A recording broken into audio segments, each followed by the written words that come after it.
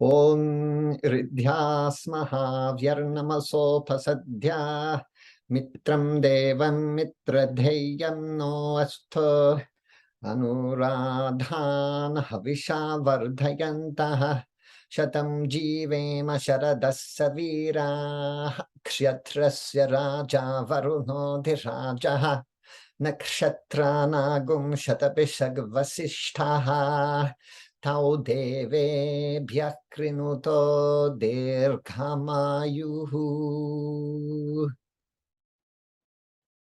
Hello. Welcome back to our Yajna course. We're talking about the modern uses of the Yajna or Homa rituals. And we had gotten just about up to talking about the use of Yajna remedies in Vedic astrology. Vedic astrology is a system that's very different from Western astrology. It's a remedy-based system. If you go back to the classical texts like the Parashara Hora Shastra,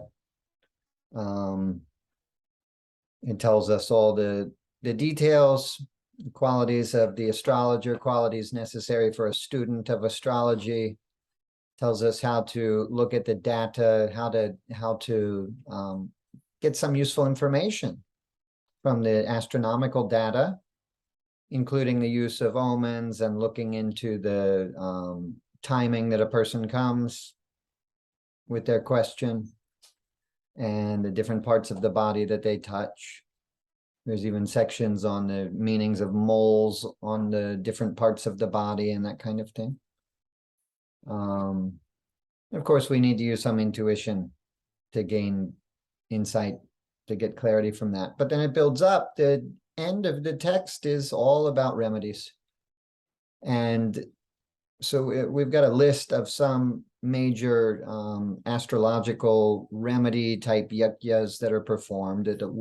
I'll go through it and it will give you a idea of the range of rituals that are done to some extent in Vedic astrology to help people. Of course, the astrology helps us as a system of divination. It helps us to gain insight into the spiritual, hidden, and karmic reasons for difficulties that people are experiencing. I find it a very beautiful system. Very, very beautiful, because people often say, woe is me, why is this happening to me? Lord, how can you make me to suffer like this? And the astrology not only gives us insight into what difficulties a person may be likely to experience in their life, but also the reasons why they're experiencing these difficulties. And it also presents a system where they can say, idam namama, it is not mine, these difficulties. I can transcend these difficulties because it's not my fault. My Saturn is giving the drishti, the aspect, to my ascendant. And so Saturn is causing these difficulties. So I can do the spiritual practices, the remedies, and bow and earn the grace of Lord Saturn. Of course, divinity is in everything. The planets are gods. The signs and the nakshatras are goddesses because they're said to empower the planets. Each planet has a range of different results that's possible. The sun can make us confident, or he can make us angry and like a tyrant. How do we know which results to expect? That sun will be empowered by the different sign or the nakshatra that he's placed in. And so because they give the power, and the divine feminine is understood to have the power in the Hindu traditions, all the signs and the nakshatras are female, and the planets are all male. Even Venus and the moon that indicate females. If you have Venus and the moon in the 5th house, probably you'll have female children because they have a female nature, but they themselves are male. The planet moon is Chandra, a god, not a goddess. Venus is Shukra, a god. But there's divinity in everything. There's divinity in this book. Oh, you can't see stuff because the filter we're using, the background or whatever we call it. There's a divinity in this string. Divinity in everything. So we pray to the planets, and there are devas relating to the planets. And we can shift these karmas. So it's a beautiful system, but it not only tells us where we may have difficulties in our lives. Let's say we have some malefic planets in the 7th house of marriage, partnership, vivaha bhava, they call it in Sanskrit, marriage house. We could have some malefic planets, some Mars and some Ketu in there or something. And so probably this will cause some difficulties for the person to get married. But also, we can read that 7th house like a 1st house for the marriage partner and understand their qualities, their mentality. But we look at the 1st house, which always aspects, and we see what that person themselves is doing to contribute to difficulties in the marriage. We can give them advice. You need to listen better to your partner. You need to respect them. You need to pay them more compliments. Maybe the partner is a very sensitive person, so they need a lot of compliments and they need you to speak very gently and carefully. We can give advice like this, and we can point out to the person what they're doing wrong. We can give them a practice to work on. Of course, this is all our karmas. The planets bring back all of our karmas to us. We think of Rahu and Ketu and Saturn as planets that bring back people's karma, but that's because humanity focuses on negativity. The very benefic planets like Jupiter and Venus, they bring back people's karma too, but they're good karma. If you're having a lot of money, you always have a nice car to drive around, always get promoted at work, always have a good marriage partner throughout your life. They don't leave or whatever. You got married easily, no delays, no difficulties. This is a blessing. This is your good karma that comes back from the planets as well. But ultimately, karma is all about attachment. And so if we can understand the attachment, we can work on it within ourselves. We can become detached and we can transcend any and every karma that is there. There's only a potential range of results indicated by the birth chart. It's not a map of the future. A lot of astrologers just sit there nowadays and predict the future, and they seal the fates of these people. A good astrologer knows the future hasn't happened yet. It's not set. We have a range of possible results, and some are very likely based upon the capacity of the person. But it's a range of results based upon the karmas at the person's time of birth. That's why when I look at someone's chart who's been doing a lot of spiritual practices, I don't look at their birth chart. I look at a prashna chart of the moment they come to me, because those karmas will have changed a lot from all the spiritual practice that they've done. The difficulties they used to experience, they're not experiencing anymore. So the birth chart won't give us an accurate reading of a person who's doing a lot of serious spiritual practice. And I don't just mean some casual meditation. I mean serious, working on themselves, changing the karma, making amends for things done wrong, and work to go within and humble oneself and overcome the mental and emotional tendencies. Then the karma shift.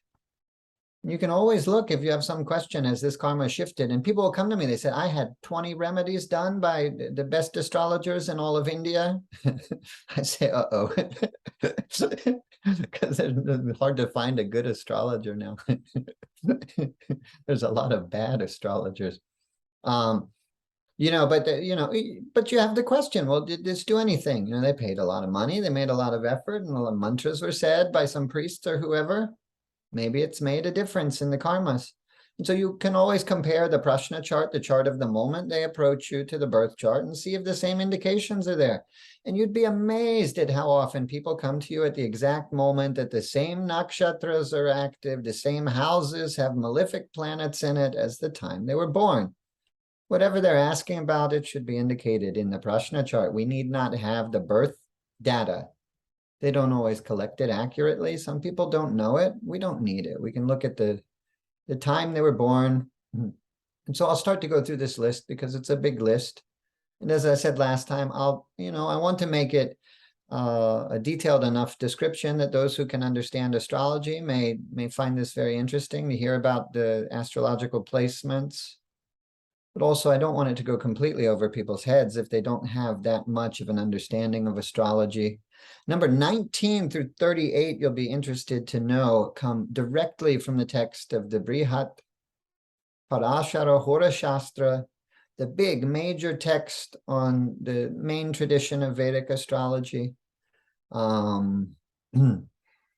directly from that text. And these are things that at the time of birth, he says, we want to look at the birth chart, and if these factors are there in the birth chart, it could indicate some major difficulty for the person.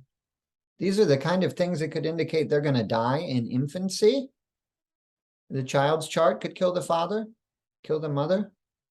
Indians have this understanding. We don't always have this understanding. It improves people's karma to have their child born sometimes, or it hurts their karma. So Indians will come to me and they'll say, Swami, my grandchild was just born. Can you look at the chart? Can you look at the astrology? Is this good for us or is this bad for us, this child? Is this auspicious or is this inauspicious? Don't misunderstand, Swami. We love the child. We want the child to have a beautiful life, but is this auspicious for us? Is this inauspicious? Do we need to do some remedies to heal this? Because, of course, if the child has some malefic influence in their sixth house, what is the sixth house? That indicates health for the child, so maybe they'll have some health problems. But what, the sixth is the eighth house? From the 10th house. The 10th house indicates father. And so the malefics in the sixth house of the child could hurt the father's health. It could kill the father, because the eighth house indicates death. And for the mother, if it's in the 12th house of the child, these malefic planets, it could kill the mother. We hear stories that the child is born and the father or the mother becomes far more spiritual, more successful at their work. It's just like in marriage compatibility analysis. We can put the child's chart, superimpose it over the mother's chart, over the father's chart, and see where their malefic planets and their benefic planets are creating good results and bad results.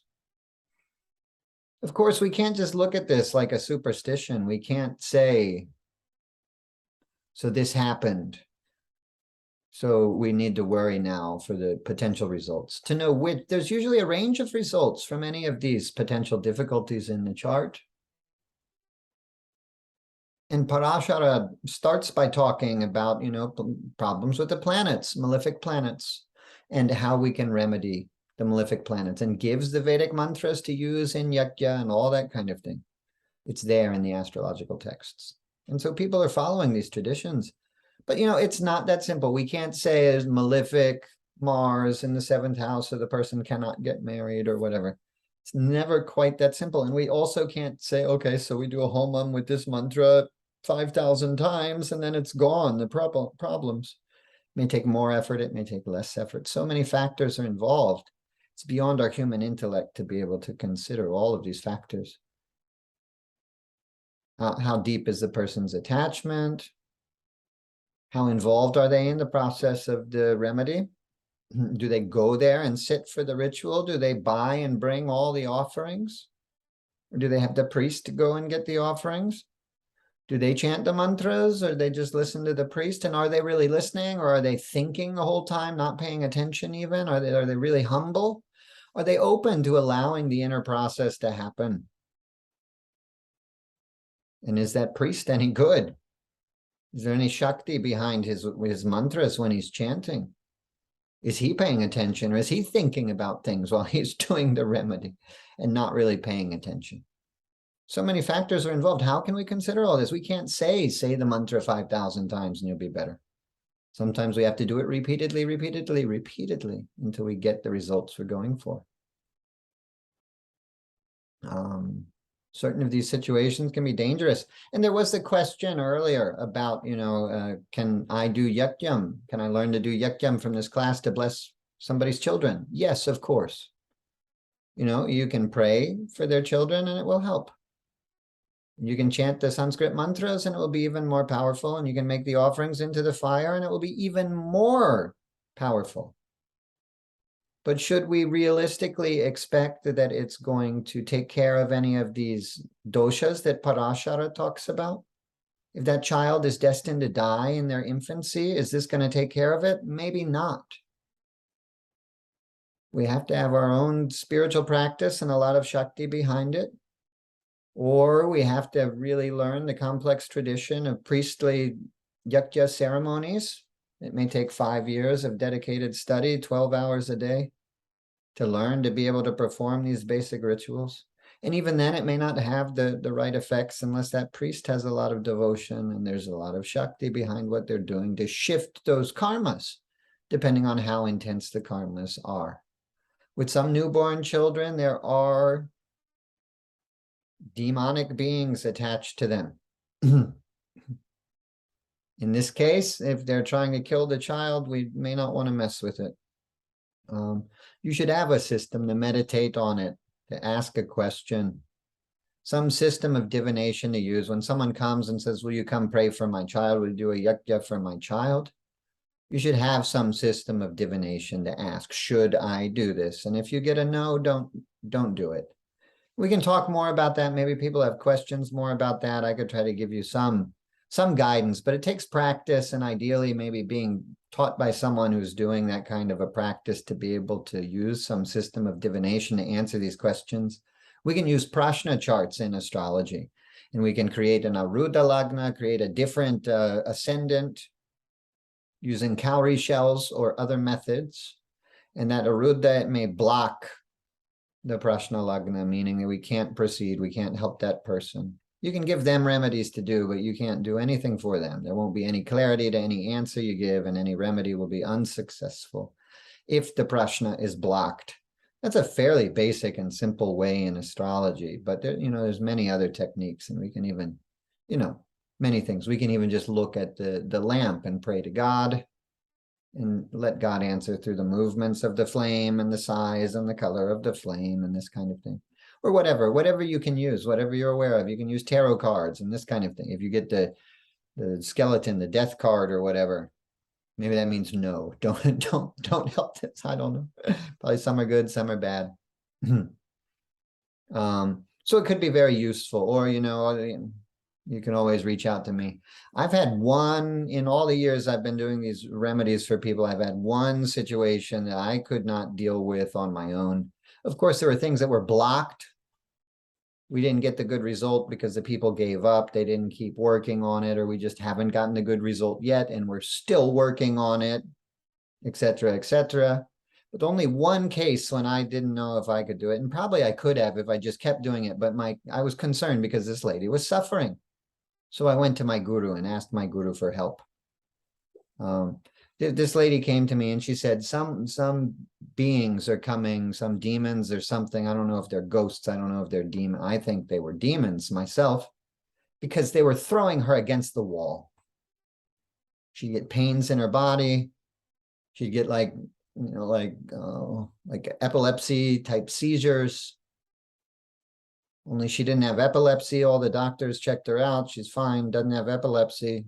And this stuff would pick her up and throw her into the wall. I said, wow, okay, well, I'll pray for you.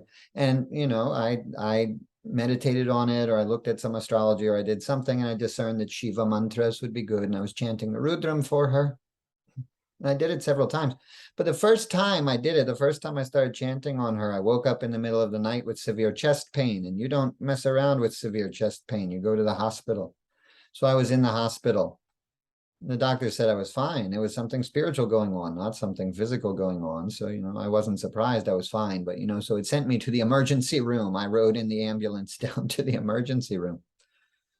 I wasn't so concerned about that. I just kept praying for her, kept praying Rudram, Rudra Shiva mantras. But as I was doing that, I would touch base with her every week, and it's still hurting her, and she's scared, and she's in pain, and she's suffering.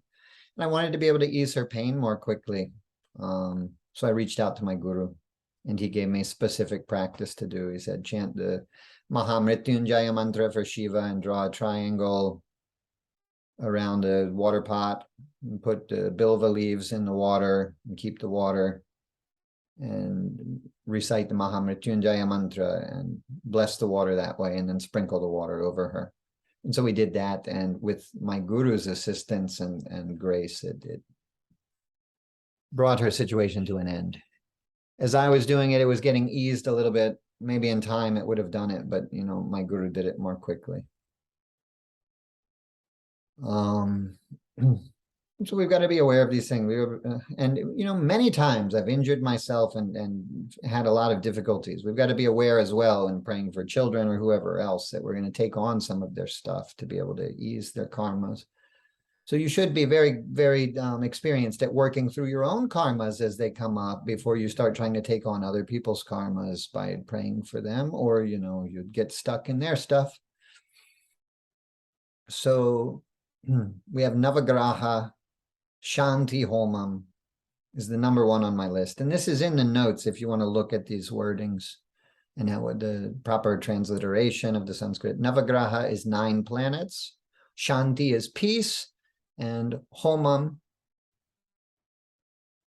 is, of course, the fire ritual. And so this is performed with many different planets, or several different planets in the chart are indicating difficulties. If we don't know which planet is the worst, don't know which we need to remedy the most, we can always safely do Navagraha. Even with the gemstones, if we don't know what gemstone is good to wear, we can wear Navaratna. All 9 gems is safe for anyone to wear. So sometimes when there's just a lot of problems or we don't know exactly where to focus, Navagraha Homam can be performed. It brings about a balance of the energies of all the planets. It eases any difficulties in the astrology. Of course, as compared to the Homam of one planet, this will be more complex. Ideally, Navagraha Homam would be a complete Homam of all 9 planets. So it's like 9 Homams put together. It should take more time and more effort than the others. It's a very complex astrological remedy. But then we can do Homam for any of the 9 planets. Aditya Shanti is for the sun. If we have malefic sun or afflictions to the sun causing difficulties, and we can do that. And in general, the sun can ease anger, give confidence, self-knowledge, and good relationship with father, all these kind of things. Good relationship with government officials. We gain the favor of the government through prayer to the sun. I'll elaborate a little bit more on all this. One thing, people come to me with a difficulty, or they come to me without a difficulty, but just like, what is best for me to do? And what I'll tend to do is I'll look at the worst malefic placement in the chart, or the worst energetic blockage. And sometimes there may be 2 or 3. It may have to do with the current periods and the transits. If they're in the 7.5 years of Saturn transiting their first house, this tends to cause a lot of problems. That may be a big dosha, a big difficulty. Or if they have a conjunction of 2 really malefic planets in some place in their chart, that might be an example. Or if they have any of the indications that's indicating things like possession or black magic or something, this could be one of the worst doshas in the chart. Typically, we want to address these things first. And then after that, we find the most benefic influence in the chart, and we try to give strength to that.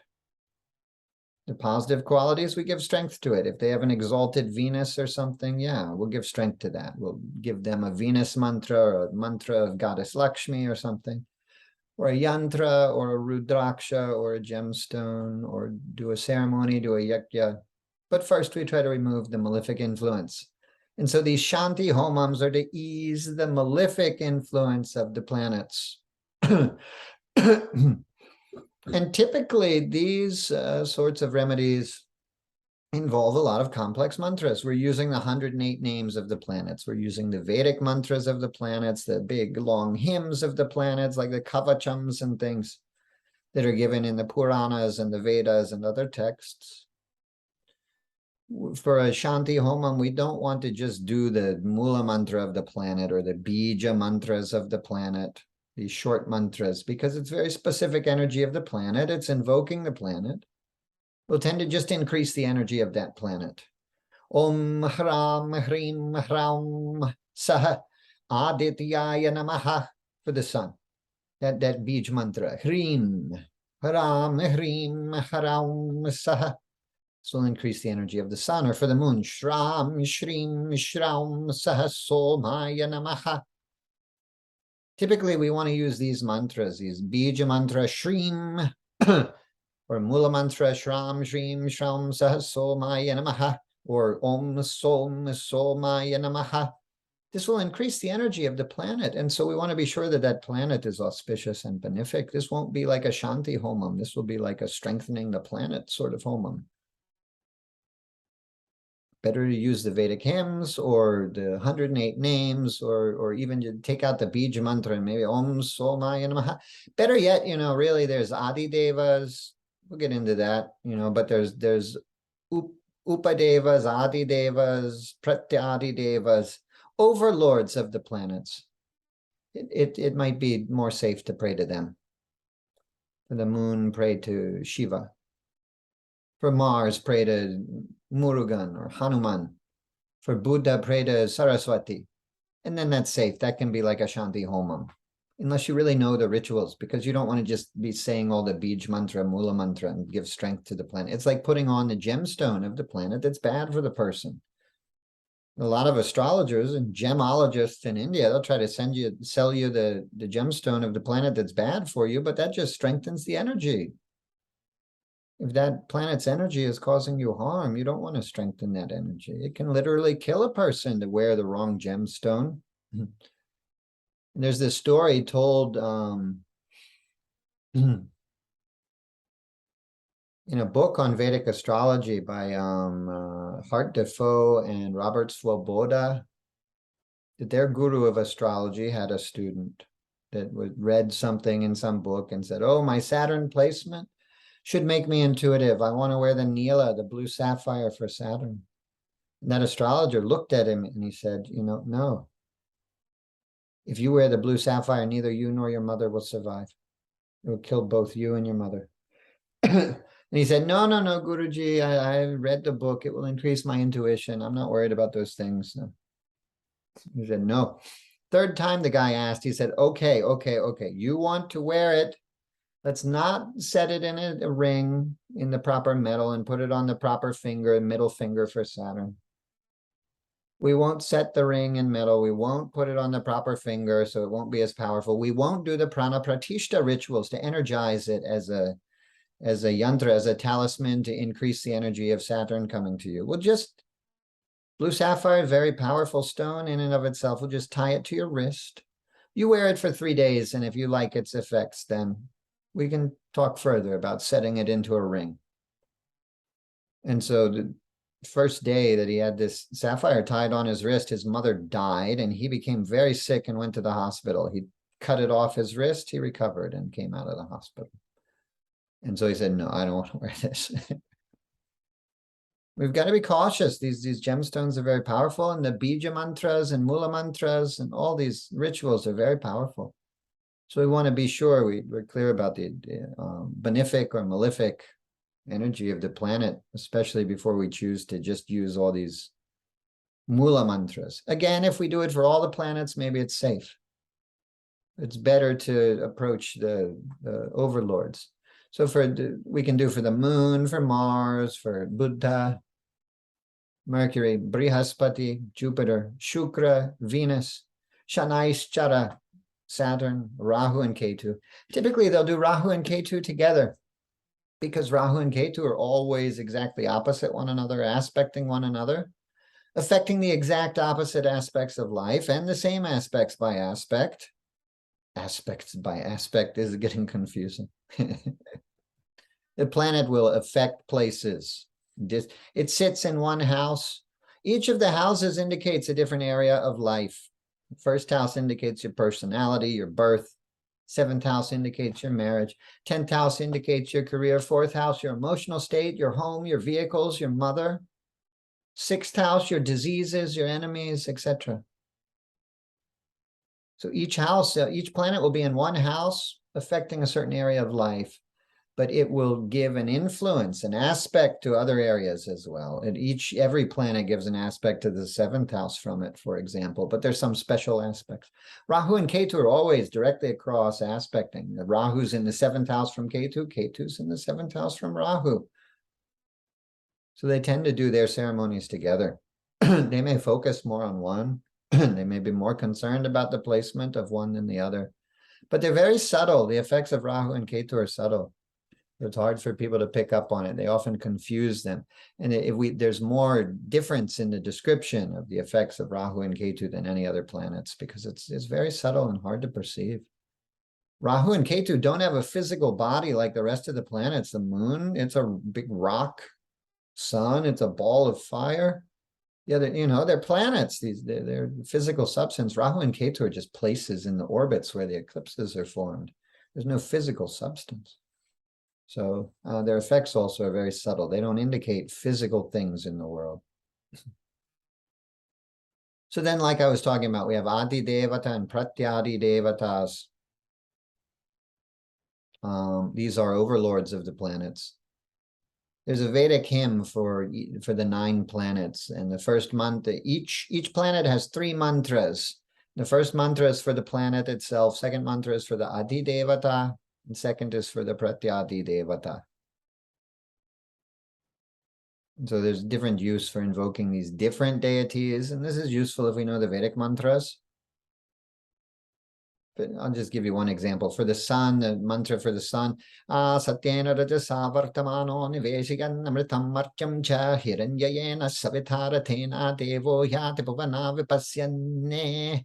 Then the Adi Devata is Agni Agnim Dotam Vrinimahe Hotaram Vishvaveda Sammasya Yasya Sukratu. And then the Pratyadi Devata is Pashupati. Yeshameshe Pashupatih Pashunam Jatushpatam Utachadvipataham Nishkritohyam Yagyam Bhagametura Yasposha Yajamanasya Santu. But there are different systems where they say there's different overlords for each of the planets. There are different gods that represent the highest qualities of the planet. So if we pray to them, it can help strengthen the planet, or it could help to ease the difficulties. It helps to get rid of the difficulties associated with the planet and to bring about the higher qualities of the planet. Saturn gives us troubles. We need detachment to face these. Shiva is a meditating yogi. He gives us that detachment we need, but he also has wisdom and he can meditate really well. That's the higher qualities of Saturn. In a nutshell, so praying to Shiva, it helps with problems of Saturn, and it helps to manifest the higher qualities of Saturn. It basically helps us to work through the karmas that Saturn indicates. So for the different planets, there's different deities. For the sun, maybe Shiva, the goddess for the moon, Murugan or Hanuman for Mars, Saraswati or Ganapati for Mercury, for Jupiter, Ganapati or Vishnu or Lakshmi, for Venus, Lakshmi maybe, for Saturn, Shiva we just mentioned. Some will say Hanuman. For Rahu, they often will say Durga. For Ketu, they say Ganapati. Ketu can give us a lot of difficulties. Ganapati is the remover of difficulties. So it's always safer to if we can trace a problem back to mainly originating with one of those planets, invoke one of those deities on the day of the planet, and that will be an excellent remedy. Simple, simple. How do we know which planet to go to, though? That can be very difficult. There can be several indications. Which is the strongest indicator? I always know because when the person comes to me, there's some omens. You can even just look, and what color do you notice? I looked out there right then, and I saw a green color. And so that would lead me to Mercury. Sometimes it's a little bit confusing if you see a white color. There's the question, is it moon or is it Venus? But when you feel into it, you know it's an omen. We use our intuition. We can know very easily. It doesn't have to be a color. It could be something, it could be grains, and that's indicating wealth. Or it could be money, and that's indicating wealth. It could be person wearing ragged clothing, rags. Maybe that's indicating Saturn or a planet like this.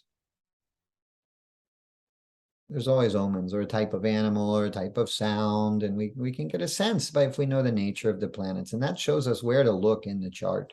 Whether it's a prashna chart or the birth chart, it shows us where to look. And then we get the insight. We also know the nature of the remedy that's required. Also, we could just not even look at the charts and lay out an altar of the 9 planets. And we'll go more into the details of the specifics of worship for the 9 planets when we get into the more practical section. But we could lay out an altar with the grain. There's 9 grains related to each of the 9 planets. You put in a specific order and you worship them in the specific order listed here: Sun, Moon, Mars, Mercury, in the different directions they're supposed to be laid out on the altar. We can go through it, and number one, when we lay it out, we can get a lot of insight, because maybe we'll have trouble. All the grains don't get in the bowl for the one planet. It falls to the side, or it doesn't stay in a neat pattern. Shows us there's something to be looked at there with that planet. But as we worship it as well, we can just feel there's some difficulty. We feel very emotional when we start to pray to the Mercury or whatever. I saw the green, so we're focusing on Mercury. Mercury is the lord of the intellect and teaching, so you'll learn through focusing on Mercury. So maybe that's why I'm noticing Mercury now, so we can invoke his blessing to help us to learn. But maybe, so you start praying to Mercury and you feel really emotional, and then you just know, okay, here.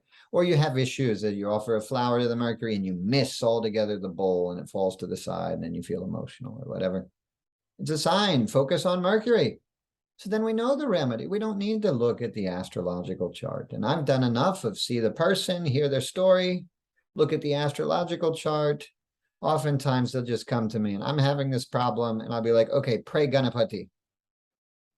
I just know because I've seen it so many times. And they'll be like, oh, but could you look at the astrology? I'm like, okay, you have no faith in me, so why do you even ask me? But okay. I'll look at the astrology, and I look at the astrology and I say, okay, so yeah. K2, you're in your K2 dasha, you're complaining about your marriage. K2's in your 7th house. They say if you have a K2 problem, pray Ganapati. So, it's like the long way around when I already gave them the answer. But sometimes people need a description so their intellect can get on board. So then there are different defects that come up in the chart called doshas. Dosha means a defect. And I'm talking about some of the major ones. And of course, if you know a little bit about astrology, don't go to your chart and look for these and say, oh no, I've got the dosha, my life will be terrible now. Don't scare yourself in this way. People do that. That's why we can't really learn astrology looking at our own chart. We're too emotionally connected to it to get any clear sense of what's going on. Even a lot of astrologers don't have a clear sense of the nature of the planets because they see the planets through their own chart. They just see the energies that the planets send to them. They can't look beyond that to see the other energies that the planets are potentially sending to other people. They just see those that are activated in their birth chart by the signs and the nakshatras that the planets are placed in. Pitri dosha is a big one they'll talk about. This is family karmas on the father's side of the family. It's indicated by afflictions to the sun in the birth chart. This could be all kind of afflictions to the sun, any kind of affliction. If the sun is placed in an enemy's sign, if the malefic planets are aspecting the sun, conjunct with the sun in a planetary war with the other planets, you don't have a planetary war with the sun. The sun will just combust the other planets. So we can do homams to ease these issues in the chart and help resolve that. Family karma is indicated that way. Matri dosha, same, only we're talking the moon, not the sun, and the mother's side of the family. This is family karmas from the maternal ancestors. Maybe your mother's grandfather tortured a person and murdered him. And so now there's particular troubles that all the males in the family are having. If you killed someone's child, maybe now the males, they can't have children. They're all impotent or whatever. And it's what the Western doctors would call a genetic condition, but it's what we would call family karmas. And if this is the mother's grandfather or whatever, this would be showing up in the chart through afflictions to the moon or somehow connection to the moon, indicating matri dosha. We could resolve it through different specific remedies to help with the moon and the ancestors and this kind of thing. Also, we can have putra dosha, family karmas associated with the children, which can be seen through the 5th house or the children's charts. The children's charts can hurt the parents. We spoke about that. And so depending on the nature of the affliction and the houses involved and the planets involved, we may pick different specific mantras to use in this remedy. We have a Mangala dosha. Mangala dosha is a big one. They'll say someone with the Mangala dosha is a Manglik or Kuja dosha. It's created by Mars.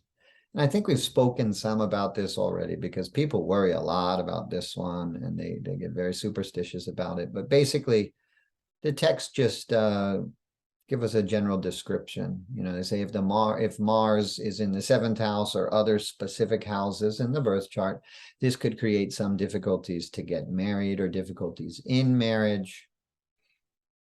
Of course, remedies can be used to help to ease that. And they'll do remedies like if the astrology is indicating a potential divorce, they might do a remedy where they marry the person, they perform a marriage ceremony of the person to a coconut or something, and then they break the coconut. It shows that the partner will die. Now the first partner is dead, so maybe that karma is dealt with, and they can go on and marry a second partner happily, live with them for the rest of their life. You know, it sounds kind of crazy, but if we do it with the right attitude and the openness to face our attachments, it can be a process that brings up a lot of emotion. Why should I have to do this marriage to a stupid coconut, right? And then you break the coconut, maybe you start crying and you feel that loss and you give up the attachment. There's some karmas that lead us to these things. A successful remedy will help us get to that feelings and attachments and help us release it.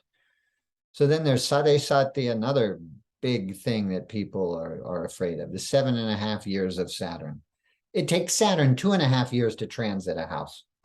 So when Saturn transits the 12th house from the 1st house and the 2nd house, either your ascendant, your natal ascendant, or your natal moon, it could be, people can experience a lot of difficulties. And I myself, I have a difficult Saturn placement in my birth chart. It affects especially more in the first part of life. And when I had that first 7.5 years of Saturn going back to my natal 12th house and then my ascendant and my 2nd house, it was quite intense. Lost my job, lost my home, lost all my friends, all this kind of thing, became alone. But I started doing a lot of serious spiritual practices. And it was a great and uplifting time, but very intense, very, and there are crows coming and tormenting me, like banging on the window, which is a sign of Saturn. I even would wake up some days and hear the Vedic hymns for Saturn, and it scared me. I didn't know where it was coming from or what was going on. It was intense. Later, I was in a temple and I heard a priest chanting those same mantras. And I said, "What are you chanting?" He said, "Oh, these are the mantras for Saturn." I said, "Oh, that makes sense." I knew then later, this is the Saturn period that was causing these things, but I still didn't know what those mantras were. So another dosha they talk about, and this is talked about in the newer text, it's not talked about in the older text, is the Kala Amrita dosha or the Kala Sarpa dosha. These are both with Rahu and Ketu. When all of the planets are placed between Ketu and Rahu, this is called Kala Amrita Yoga. And when all of the planets are placed between Rahu and Ketu, this is called Kala Sarpa dosha. And these can potentially give rise to some problems. As I've noticed, sometimes it's not a big problem at all for people, actually. But, sometimes it can maybe cause a problem. And so we can do some remedies for that. Then we have Sarpa dosha, Shanti Homam. Sarpa dosha is recognized by certain placements of Rahu and Ketu. It's said to be caused by causing harm to snakes or killing unborn children or harm to nature spirits, and not just snakes, other animals that could be hidden or going in the earth, like earthworms. There's a woman next door, nice woman, but she hates snakes. She always comes over, "I saw a snake and I killed it." Oh, just like every time, it was in the road and causing no one any trouble and way over there, and I ran over and I killed it. And she hates snakes. She'll probably come back next time with the Sarpa dosha in her chart. Yeah. I pray for her now. Hopefully she won't. I do those remedies for her now, so she need not be born with these potential difficulties. Because various troubles can come in life, and that will be determined by the houses that's involved typically in that kind of thing. So then the nakshatra can cause difficulties. Maybe not everyone knows what nakshatras are. We have the rashis, or the signs. There's 12 signs. There's a band of sky we can see from the earth. 360 degrees. If we break that into 12 parts, we have 12 signs. And in the Vedic system, it's aligned with constellations. In the Western system, it's kind of shifting. No longer aligned with the actual constellations. Nakshatra is the same. From this 360 degrees, we divide it into 27 parts. And then those 27 are the 27 nakshatras. Within every sign, there are about 3 nakshatras. And so we get a more fine-tuned idea of where that planet is. Not just in the sign of Leo, but in the nakshatra of Purva, Phalguni, we'll have specific results. Some of the very specific results associated with the sign of Leo will be noticed from that particular portion. But based upon the nakshatras that the people's planets are in, when they talk about someone's birth nakshatra, their janma nakshatra, they mean the one the moon is in. We don't look at the sun sign like in Western astrology. The moon indicates someone's mental, emotional makeup, and that will give us a much better idea of how that person will be, what their personality is like. So we look at their moon sign and their moon nakshatra. But any of the nakshatras of any of the planets could be considered, or the nakshatra of their rising, their ascendant point. There are certain nakshatras and portions of certain nakshatras that are known to cause potentially troubles. Also, they say it's a bad thing if the child is born in the same nakshatra of the mother or the father or the siblings. This indicates some serious family karmas, probably. So we can do homam to address these. And there's a specific Vedic hymn for all the nakshatras. I was chanting from that at the beginning of this class. Some mantras of blessings that are extracted from that hymn. So then there's Purva Janma Shapa, the curse from a previous lifetime. This could be the curse from one's mother or father or brother or other people, or from the person themselves. Homa can be done to mitigate the effects of this situation. Or Guru Shapa Shanti. There could be a curse from a guru or a saint or a siddha. We'll go more into those when we talk about specific, energetic, spiritual causes for difficulties people experience. So I'll kind of brush over that now. Then being born during the no moon, the new moon phase, they call no moon in Vedic astrology, Amavasya. We call it new moon in the West. That's considered very inauspicious, and so they say we should do a remedy for that. Or if someone's born during the Shankranti of the sun in particular, or even the other planets when they're transiting from one sign to the next, or they're even very close to transiting or close to after transiting, then this is considered inauspicious. Or born during a lunar or solar eclipse is inauspicious, or born during the 14th lunar phase in particular. Other lunar phases are somewhat inauspicious. I was born during Dvitiya, the second lunar phase, which is considered typically inauspicious. Or born during certain karanas. There's 5 factors in the Hindu calendar, the Panchanga, the day of the week, the nakshatra, the karana, the etc., the tithi, the lunar phase. So any of these that we could be born during an inauspicious one.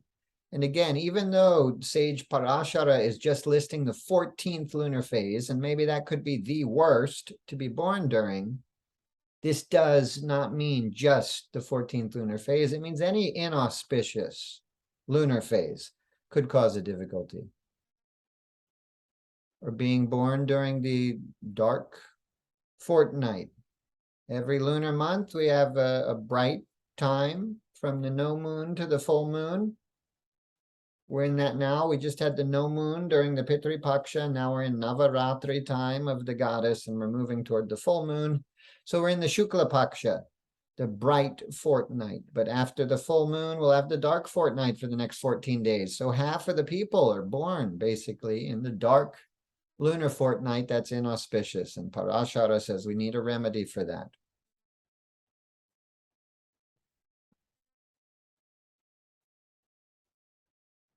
Or being born at the time that the declination of the sun and moon becomes equal is inauspicious. Or birth during Vyatipata yoga. Yoga is the 5th consideration in the Panchanga, the 5-limbed calendar.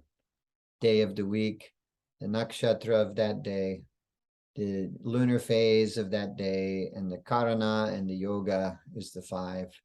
Or titi kshaya janma shanti, when a person is born with the lunar phase that begins after sunrise and ends after, no, it begins after sunrise and ends after sunrise the following day. That's considered inauspicious. Or Dagda Yoga Janma. This is created by a combination of certain weekdays and nakshatras or lunar phases. And there's a list of those. Or also difficult births. This causes a lot of troubles. If there's a C-section, if someone's born very early, very late, or just a difficult birth, they try to come out backwards. It takes 12 hours for the birth to happen. Very painful for the mother, traumatic for the baby. A lot of trauma from this. This causes difficulties. Or birth during unseasonable storms. Or Parashara says birth of a son after 3 daughters, or a daughter after 3 sons is inauspicious, and we need to do remedies for this. There's specific sort of remedies we can do that's listed in the text. There's specific homa rituals. So then the next is called Nadi Dosha, and this has to do with marriage compatibility. And there's many factors in the marriage compatibility. We don't want to just look at a couple's charts and say, this is good, this is bad. We don't want to just predict. We can say, okay, but if you really want to get married, this is my biggest concern. You have this difficulty. There's different ways we compare the charts and say, will this be good? Will this be bad? The biggest thing we look for in compatibility is nadi. Nadi should be good. If there's a difficulty with the nadi, which is created by comparing the nakshatras of the couple, if there's a difficulty with the nadi, so many difficulties can arise. They may not be able to have children. They may have health problems. They may have professional problems. They may not get along very well. It's a big difficulty. And so nadi dosha is a big one. We'd say that could hurt a marriage. Or if the couple is already married, when we look at the astrology, then we could recommend a remedy like this. Or we could do the remedy before they get married to try to prevent the difficulties. But there's so many other potential difficulties arising from the placement of planets. A few other big ones are Bandhan Yoga. It's a combination of the planets that leads to imprisonment. We could notice that and try to save the person from being imprisoned. Or Papa Kartari Dosha. When occurs when a house is hemmed by malefic planets, gives rise to various difficulties. Being hemmed by malefics means there's a malefic planet right on each side, and that's the very situation that gave rise to the COVID pandemic. So Jupiter, the very auspicious planet, was hemmed by malefics for a long period. It's the main astrological factors that gave rise to COVID. Guru Chandala Dosha is when Jupiter is influenced by Rahu or Ketu. This can affect various aspects of a person's life based upon the houses involved. This can make someone always very unhappy with Ketu and Jupiter coming together. They're never fulfilled, but it can be a very spiritual placement as well. Angaraka Dosha is a combination of Rahu and Mars causes this one, or Ganda Mula Dosha is birth in the Ganda Mula nakshatras, certain specific nakshatras, or Shani Dosha is any kind of affliction to Saturn can cause a lot of difficulties. Kema Druma Dosha occurs when the 2nd and the 12th house from the moon is unoccupied by planets, and then there's no benefic conjunction or aspect. So mental disturbances will come there from this combination. One combination I've noticed that often gives a lot of difficulties is if Rahu or Ketu is conjunct with the moon or aspecting the moon or aspecting the ascendant when the ascendant is not occupied by any planet. This gives a lot of mental difficulties. Often this person is having spiritual difficulties. They may be possessed. They may be mentally ill. A lot of difficulties come with this kind of placement. So then also one other type of homam that's remedy in a different sort of way is the Ratna Yantra Prana Pratishta homam. They might do a homam to empower a talisman that's either a gemstone or a yantra sort of thing to bring about blessings for the person. I don't tend to do this. I find if I do a homam or even a big long puja to energize a gemstone remedy or whatever, a yantra for people, it becomes too highly charged and they can't wear it or it makes them sick or something. So I do just short puja ritual. 20 minutes, 30 minutes is all that's necessary with that. Typically, I find it shouldn't take a long time or it becomes too powerful. And that's just a few of the well-known doshas, but there's so many other potential difficulties. It's a very complex subject. It gives you some idea of what astrologers look for and what remedies astrologers are using. Take some practice, take some study. So then there are also homams or rituals in Ayurveda.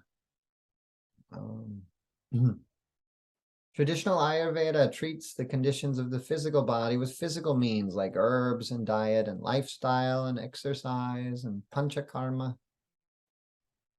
Rituals can help work on the psychological and spiritual factors contributing to disease.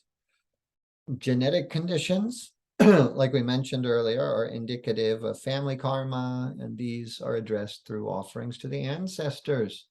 Homams and other rituals are prescribed in Ayurveda mainly during pregnancy and infancy to protect susceptible children from negative spiritual energies and entities, or to influence the gender of a child, or for mental conditions which are often caused by spiritual factors like black magic or possession, or when medical means are not working, which indicates that there could be some karmic factors or spiritual influences hindering the healing process. Mantras and rituals are often used to empower herbal remedies and to purify healing spaces and to empower healing procedures or herbal substances. Astrology can provide insight into the spiritual causes of diseases, and tantric homams can be an effective remedy. Some of these conditions, like possession, can be recognized in the pulse or by looking into the eyes of a person. With enough experience, we can look at the possessed person and see they've got a blank stare.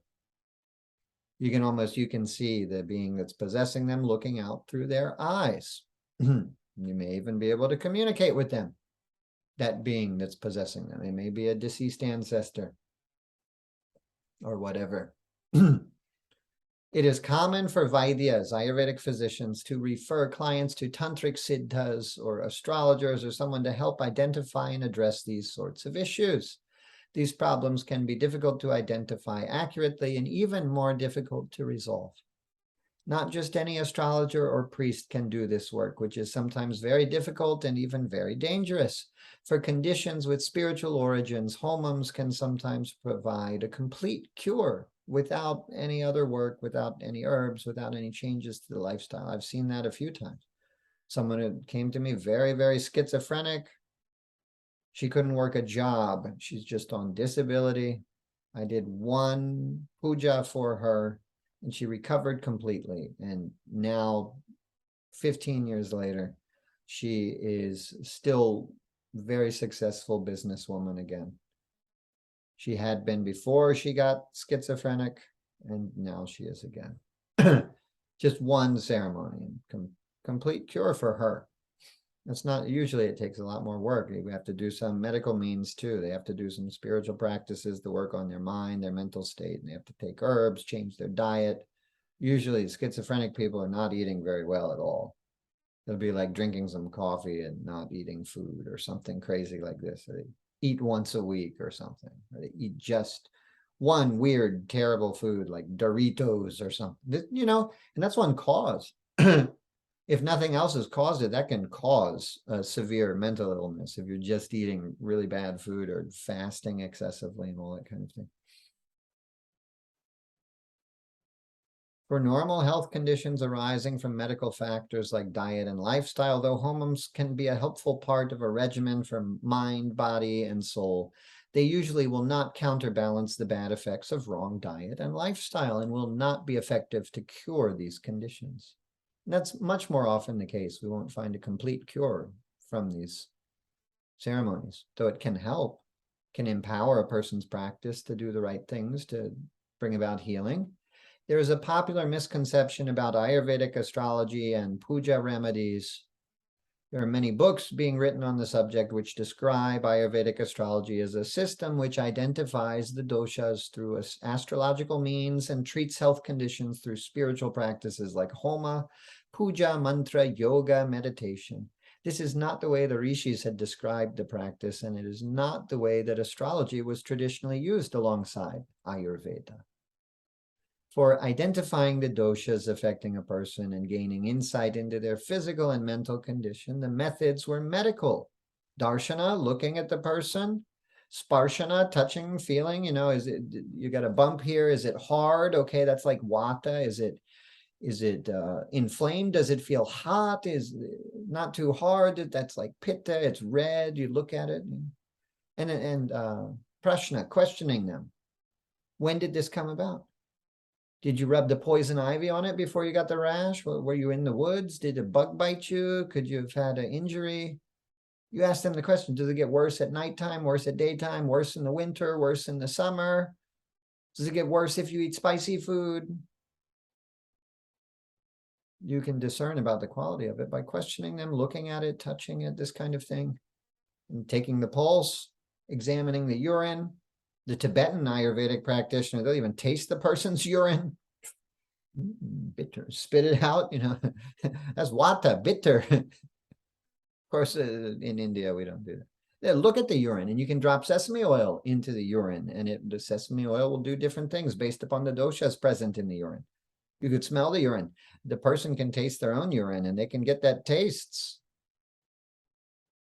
and know what doshas are present. With enough practice, we can just look at the person, the way they talk and the way they sit and the way their eyes moves around when they talk, and we know their doshas.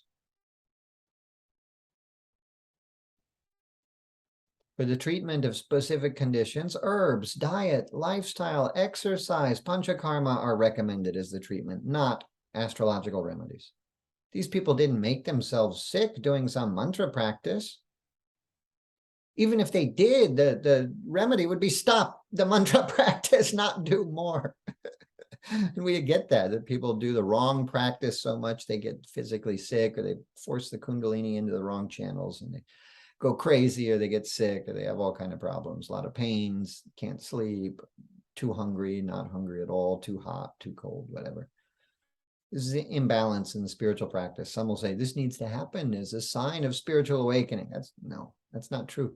It's when the person is doing the wrong practices the wrong way. True spiritual awakening, we just get more peaceful and more awakened slowly, gradually. Becomes easier. Life becomes more blissful, more easy, less of this up and down unsteadiness. It's the sign of true spiritual awakening.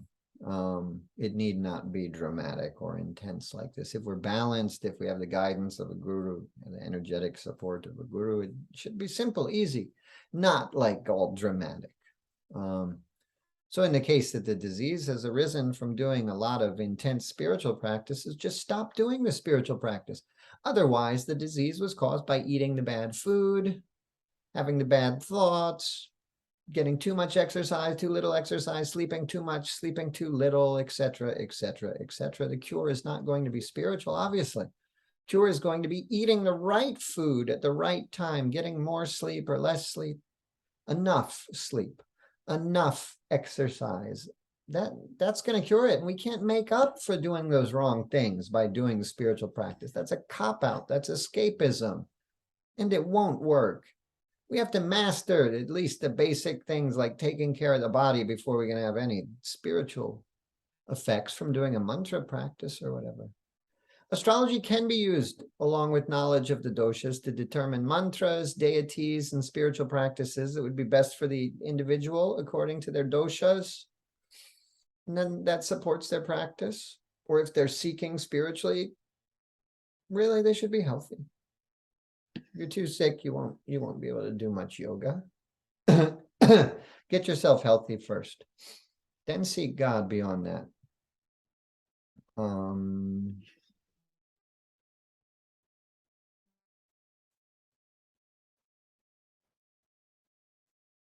And so we will talk more about these specific tantric rituals that deal with specific spiritual causes of disease. I'll just introduce the basic subjects today, and then we'll go back next time and we'll talk briefly about Homa rituals and Vastu, and we'll talk more in detail about these specific spiritual causes for difficulties. One is we can have possession by demons, possession by people, living or dead. One is black magic. We could have someone has tried to do some spiritual rituals to hurt you. Or maybe, and we see this a lot too, is that someone's family tried to do the rituals to hurt someone else, and now the effects came back and it's affecting everyone in their family. Or that person themselves may have in this lifetime or in a past lifetime tried to send out a curse on somebody, and it came back and got them. It eventually always will come back and get a person when you send out that negativity. Or then there's the drishti, which is the evil eye, or shatru bata. Drishti is basically evil eye. It's negative energy sent through a glance. Person could be envious of you, jealous of you, angry at you, lusting after you. And they send energy, and that can get in your energetic body and block you up and cause diseases, cause all kind of hindrances in life and difficulties. Shatru bada just comes from the negative effect of the enemy, means shatru. We had to do some work in the last property we were at. The neighbors like formed a coalition against us because they were very fundamentalist, like Christian, and we were Hindus and doing Hindu practice, and they thought we'd go to hell, and it was their job to cause us trouble, and always calling the government on us and reporting us to all these different offices, and you know, just sending a lot of negative energy. And that was noticeably affecting the consciousness of the many people who were there working with us. You know, they'd become aware of that because the neighbors would be unfriendly to them. Some of them, they were coming onto the property and like messing with stuff and threatening the people there, and people got scared. This is that shatru bada. Effect and negative energy is sent by enemies, words of the enemy, and they know the person's always looking with hatred, trying to cause them trouble. People would they'd lack confidence, so we did a lot of work to block that. Help shield the people with us from that a little bit. There can be curses. It's called shapa. We've already covered curses with black magic in that sense, where someone curses you. I put a curse on you. I hope your children's children will be miserable, or what, you know, curse. Shapa, in this case, the curse can come from a holy place or a guru or whatever, and it's not really like it's not the nature of a guru to curse somebody. If you're cursing somebody, you're not a guru. Guru should have love and be blessing people. If you're a holy place also, you shouldn't be wishing people harm. It doesn't come that way, but it acts like the person has been cursed. Really, they curse themselves by causing harm to an elevated spiritual person or a place of a high frequency of spiritual vibration. When they do a bad thing that hurts that place or in that place, it can cause a lot of effect like a curse. We'll talk more about all these. And we'll talk about, hopefully we'll get to it in the next time too, and finish this section off with the description briefly of the consecration rituals, because that's the other main way that the homam is used. The homam is used when we have big problems, we have a lot of karma, we want a powerful practice to help ease it. It's used when we need to purify a place and bring up that spiritual energy, consecration of a sacred place. It's used even in a non-sacred place, when we have a home that has a lot of negative energy because the previous resident sat there watching reruns of some depressing TV show in the chair in one spot every day, and they're feeling sad, and that energy sinks into the ground and the walls. We need to purify it. We need a big effect, big energy. We send out smoke to permeate the air and the walls, and we empower that practice through homam to purify the home in a Vastu Shanti Puja. Whenever there's big difficulties, intense karma, spiritual forces, we can generate a big effect for change. Or when we just want to empower our own spiritual practice. In the temples, I've said before, typically we are not every day doing homams in the modern system of worship. We're doing abhishekam is the basic ritual, pouring water on the statues of the deity. But on the festival days, they'll do a homam. And in the very traditional South Indian temples, even here in the West, we'll see that monthly on the holy days of the gods. For Ganesha, it's the 4th lunar phase, Chaturthi. Every day, if they have a Ganesha shrine, the priests in the morning will pour milk and other substances on the Ganesha. But then on the 4th lunar phase, in the bright lunar fortnight and the dark lunar fortnight, both twice a month, they'll do a homam for Ganesh and bless the water in the water pot and take it and pour that in addition to the milk and everything else onto the statue.